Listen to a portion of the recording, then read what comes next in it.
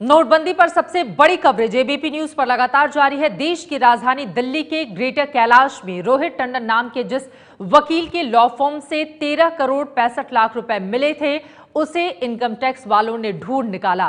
रात से ही रोहित टंडन से लगातार पूछताछ हो रही है। अभय पराशर हमारे संवाददाता जुड़ चुके हैं ज्यादा जानकारी के साथ। अभय, पूछताछ में अब तक क्या बातें निकलकर सामने आई हैं? देखिए चित्रा, जो सूत्र है वो ये बता रहे हैं कि रोहित टंडन फिलहाल इनकम टैक्स का सहयोग कर रहा है। इनकम टैक्स जो उससे सवाल कल शाम से लगातार पूछ रही है, उनका जवाब वो दे रहा है।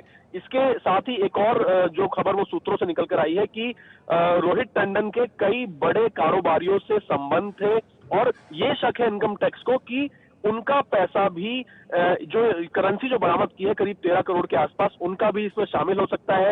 एक बड़े आर्म्स डीलर का नाम भी इसके अंदर सामने आ रहा है कि एक बड़े आर्म्स डीलर से अच्छे संबंध थे रोहित टंडन के। तो इसी के चलते ये पैसा आखिरकार किस किस का है, नई करेंसी जो करीब 2.5 करोड़ से ज्यादा की मिली है रोहित टंडन के पास से, वो दिलाने में किसने मदद करी है? क्या कोई बैंक का कर्मचारी इसके अंदर शामिल है? क्योंकि जी। कई बड़े लोगों से संपर्क थे। एक बड़ी लॉ फर्म जो है वो रोहित टंडन चलाता था और करीब 10 से 15 लोग, सीनियर से लेकर अगर जूनियर लेवल तक की बात करें तो उसकी लॉ फर्म की एक पूरी लिस्ट निकाली है इनकम टैक्स से और क्राइम ब्रांच ने।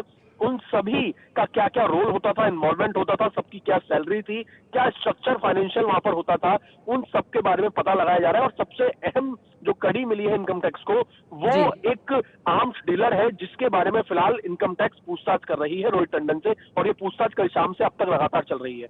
तो क्या ये माना जाए कि इस मामले में कुछ और लोग पकड़ में आ सकते हैं पुलिस के?